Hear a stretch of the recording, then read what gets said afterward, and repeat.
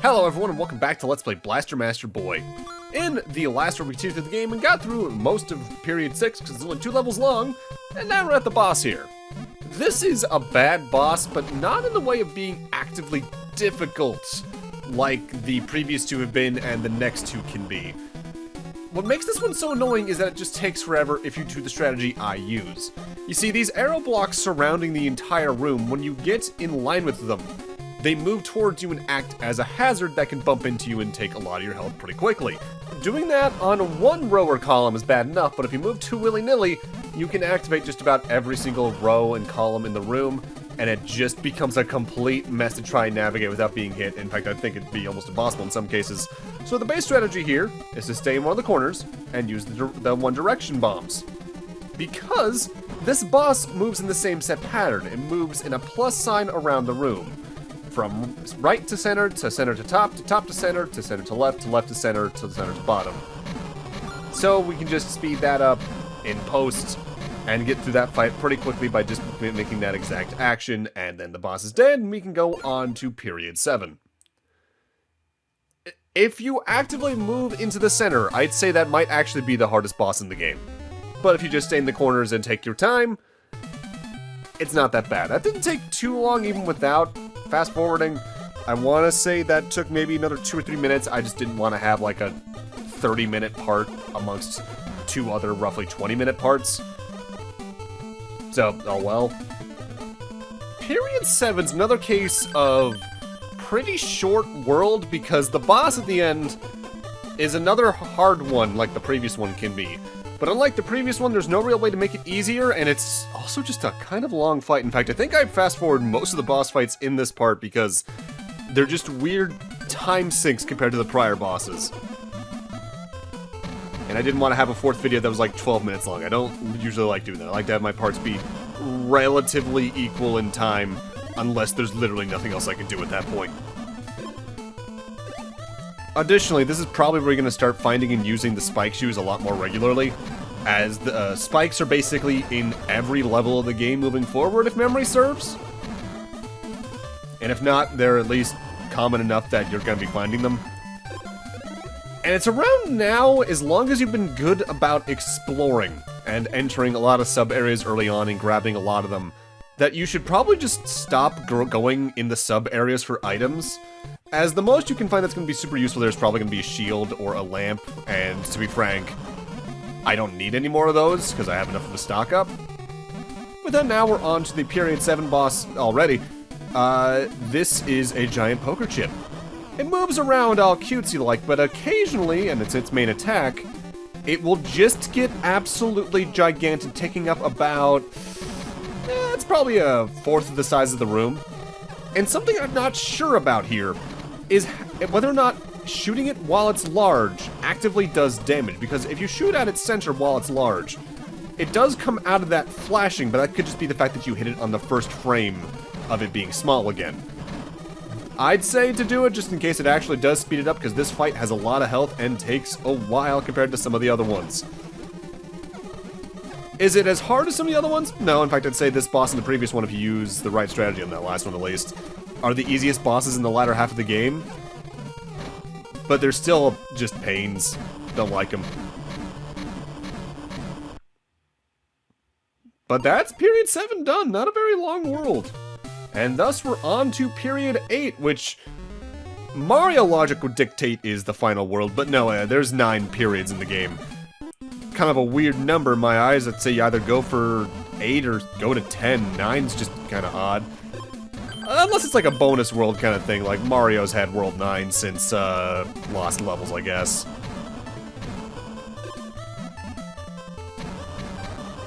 The main reason I would actively bomb a lot of rocks and blocks to try and find stuff in the later levels is either for health restoratives in the case you're taking a lot of hits from enemies or yourself because you're being way too reckless with your bomb placements, or to try and get extra stock of the permanent quote-unquote power-ups to Jason, be it the turbo boots, the power shot increaser, or the force upgrades, as at least those can be used elsewhere, and in the case you got some extra lives left over, you can carry them into the next levels or boss fights. The later levels of the game here, though, are definitely where they start to get a little trickier about placing keys. Because, yeah, for the most part, these levels have them at the end of the level near in a rock or just out in the open. But occasionally they'll require you to go on a little side path. In fact, I'm surprised that's something the game doesn't do more often. Like, it'd be very easy for a game like this to just have a level where the key is literally on the second panel you touch. You just have to actively find your way to the end because it's a giant maze, and there's not really many of those. In fact, there's none of them, and that's genuinely surprising, because it feels like that'd be a very easy level type to make. Because they can put the exit at several places. There's a point in the, I forget if it's this world or the next world, where the exit's on the top left. In fact, maybe there was always an exit on the top left, it's just that you're never on the left to get it. And I just feel that's a missed opportunity. Period 8, by the way, is the longest world in the game, and thus in the Japanese version was the most punishing to get a game over in. And in some ways it's also the easiest to get a game over in because, A, there's a lot of stages, so more chances for you to die. But I think they literally throw everything at the kitchen and the kitchen sink at you here. There's basically no new enemies, it's just all the old enemies piled on top of each other. And in that regard, it can be very easy to take some damage here. In fact, you can even see I'm getting a lot of hits taken just walking around in some of these dark areas. Be careful. If there's any reason to have lamps saved up, it is for these levels, just so you can avoid taking hits more than actually trying to find your way around. If there's something I do find a little weird about this game compared to other things Hudson Soft was doing at the time when they co-developed this with ICOM, I'm surprised at how few, like, straight-up gimmick levels there are, I guess. Like, there's no levels where, like, the platforms fall beneath you. There's nothing where bombing the wrong platform could cause problems. And to an extent, it's probably because they're focusing on the action-oriented angle versus it being more like the usual wackiness that the main Bomberman series could be, especially by 1992. I guess it's just a little weird how stripped down compared to most Bomberman games this is in that regard. Like, obviously, Super Nintendo versus Game Boy is a large technical difference, but compare this even to Super Bomberman 1, and there's definitely a lack of variety. And that could also just be because they technically are making this in sequel to an NES game, but it definitely stands out, especially compared to some, like, straight-up Bomberman games on the Game Boy/Game Boy Color. I think it was Bomberman Quest was the Zelda-like one that they did on the Game Boy Color. That game was much more mechanically intense than this is, at least in terms of, like, the complexity. Mind you, and admittedly I'm very guilty of this, it's very easy to just point at a game and say, and ask why is this like this versus this, when you don't know a lot about the background of a game. Like, we don't know what their exact intent was with a lot of this game. And especially if you're trying to compare it to something that's either a better game to begin with, or what you want it to be versus what it is, it's just, it's very easy to fall into that trapping, and again, I'm very guilty of this. Like, for example, I'm currently on Twitch, streaming through Sonic Frontiers, and I'm really liking it. But I can definitely see some people pointing at the boost-styled levels that are hidden throughout the game, and going, this doesn't feel as good as Unleashed, and they're technically right, but I appreciate the control differences that are going on there, because it feels like they're trying to diversify what Sonic can be. Like, it's what the Mach Speed stages were in concept for 06, a different control style for higher speed gameplay, and I think that could lead to more interesting level design if they actually diversify the mechanics well like that. That's an example of that, at least.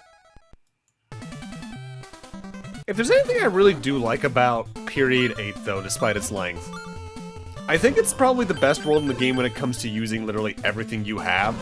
Because you have to walk over spikes, you have to use lamps, you have to use life preservers relatively commonly. And it's like the last time in the game you really have to, barring one instance in Period 9. And it also has this level, which is one of the more unique ones in the game. We aren't trying to get to the right side of the screen, we have to get to the center to get the key and then get out from there. In that regard, design-wise, it's one of the most complicated levels in the game. Again, though, compared to the NES Robo Warrior, they could have definitely done a lot more mechanically interesting.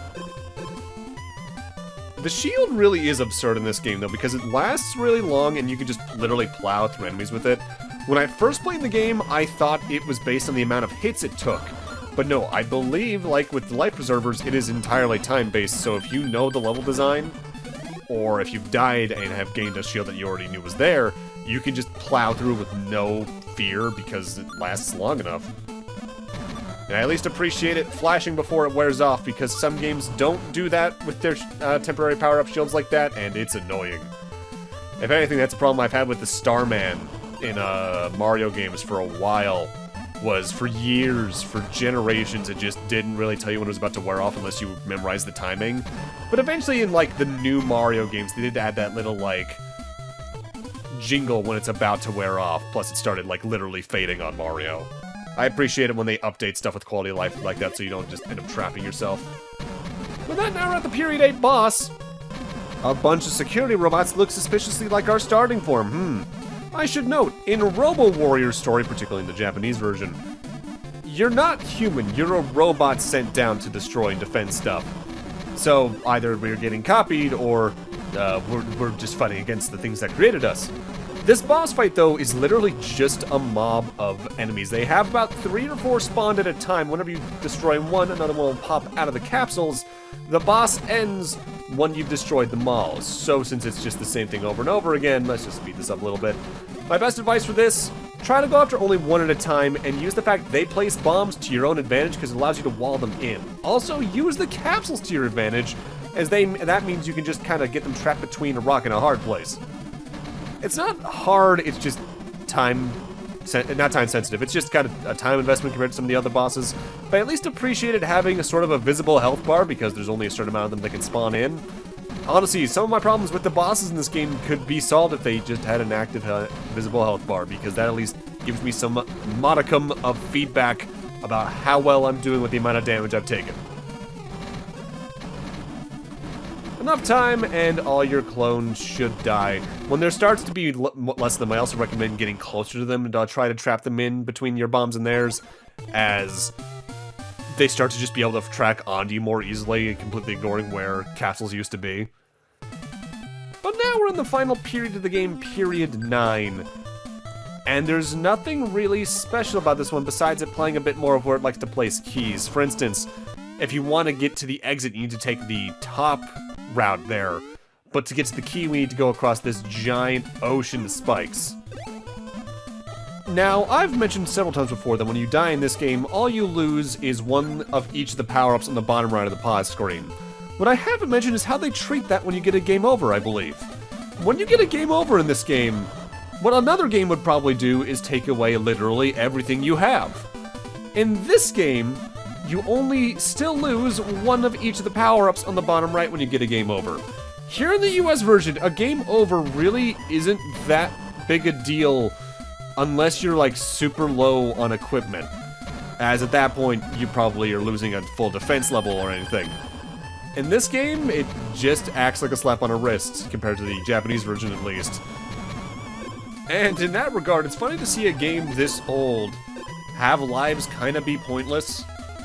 Like, I know that's been a recent trend in gaming, is we realize lives just aren't that important anymore as a mechanic, so we've kind of by and large abandoned them. The Rayman games Ubisoft put out over the last decade at least kind of realized that. Same with like the ukulele platforming game. I don't mind lives sticking around as long as they actively have a point. Like, I don't mind them in Mega Man because that also gives me an easy way to escape a level in the case it's just not working out. But for games like this and Mario platformers, they really don't have a point besides forcing you to redo the level. Shovel Knight also got that right in that what you lose when you die isn't so much a life, it's just you have to make it back to where you died to get your money back. Which I think is, for that game's mechanics, a much bigger threat, and I'm glad we're starting to have that happen a lot more and more. Like, I look back particularly at a lot of collectathons, like Mario 64, the Banjo games, Conker, and I go, why does this have lives? Like, why have that at all? Besides the fact it was just a thing they did at the time because it was the thing everything else did. It is funny looking back at games and seeing how the trends develop just over time. especially since the NES era, because a lot of the trends that we still use today actively started then, like the old Rule 3 and stuff. And it makes me wonder how I'll look back even at things nowadays and look at how they've changed since then. By the way, that's the last darkness level in the game. The real tricky thing about it is you need to use a life preserver to get the key, I believe, and it's hidden away in a corner. But now we're at the final boss, a bigger version of those same bosses we were fighting a moment ago. This is a bit of a tricky fight in that its hitbox is absolutely huge, making it easy to damage you and for you to damage it, but it also hurts to touch, so you probably shouldn't. I want to say just touching this thing will do about 2 to 3 points of damage on a health bar period, so be careful. The way the boss works is that it patrols about the middle third, top third of the screen, and when it's vertically even with you, it'll move down to the bottom of the screen and place its own bomb. Its bombs are huge and act like one of your super bombs, so you need to stay a good distance away to even avoid getting hit. This fight can be hard not because of the damage it does, even though that is a big factor in it. It can be hard just because avoiding its attacks can be relatively tight given the amount of space you have relative to its attack size and overall size. Like many of the other bosses, the further you get it down into the fight, the faster it moves, and that can make avoiding it and trying to lay some bombs to trap it with a bit more annoying. But there are some things you can do to make it a bit easier on yourself. Stay towards the right of the boss, usually in my experience, just to avoid its relatively limited blaster shot, and try to place your bombs in such a way that you can keep it locked in place near its own bombs, because if its own bombs go off, they do damage it if it's close enough, and I want to say they might do more damage than your own bombs do, but I have no way of actually proving that. That's just what it feels like it does. So use that to your advantage if you can. This fight is hard. Do I think it's the hardest boss in the game? No, the dragon is probably the overall hardest boss in the game, or the snake, whatever it is. But this can be annoying, especially if you're at lower defense levels or you have lower speed. Dying enough on this fight can be a problem. In fact, that's probably the hardest thing about this game. Dying enough makes the game harder just on proxy of how many stats you lose. Be careful. If anything, I'm just glad it's a single-phase boss fight for a final boss. As rare as those are, sometimes those you need to have those as either the game's mechanics can't really support it, or you've really done everything else you can with the game by that point. I'd rather a final boss feel a little weirdly short than absurdly long as well. I'm looking at, I want to say, even though I like the game overall, Cyber Shadow, for instance, had a final boss fight that went on a little too long. Make sure to also use basically every single bomb type you have at your disposal here too, because using things like the directional bombs can be handy for taking care of it and leading it into its own bomb, same with the cross bombs. If anything, the super large bombs are probably the hardest to use because of how long it takes for their explosion radius to fully be achieved. But enough careful maneuvering, enough staying out of the way enough, and the boss will die eventually. And I should note, I know I put a flashing lights warning at the start of every single one of these 3 videos, but the ending that we're coming up on especially starts off with a lot, so be careful. But either way, that's game.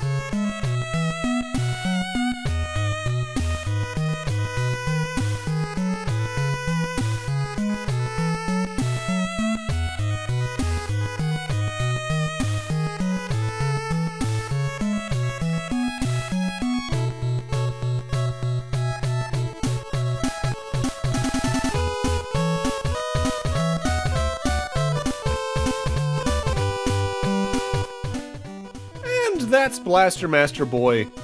It's cute, it's fun, but it's not Blaster Master by any stretch of the imagination. Would I say it's the worst Blaster Master game because of its status as a Bomberman game with a Blaster Master title? Technically, yes, but I would say it's definitely a more fun game to go play than Blaster Master 2 on the Genesis, so mileage may vary, I guess. It's got fun enough main levels, it just doesn't do enough to really make it stand out from other games within either of its other franchises. The bosses can be really rough, The music's nice, but it's a very limited soundtrack. It's very, in a weird way to say the sentence, it's a very Game Boy core game. In that it's good, it just kind of blends in with a lot of other things at the time, or even nowadays. But I'd say if you like Bomberman, it's worth a shot. If you like Blaster Master, mileage may vary. But with that, I'm going to need to end this off here. Thank you guys for watching, have a great night, take care, and I'll see you guys next Let's Play, whatever that may be. See you guys then.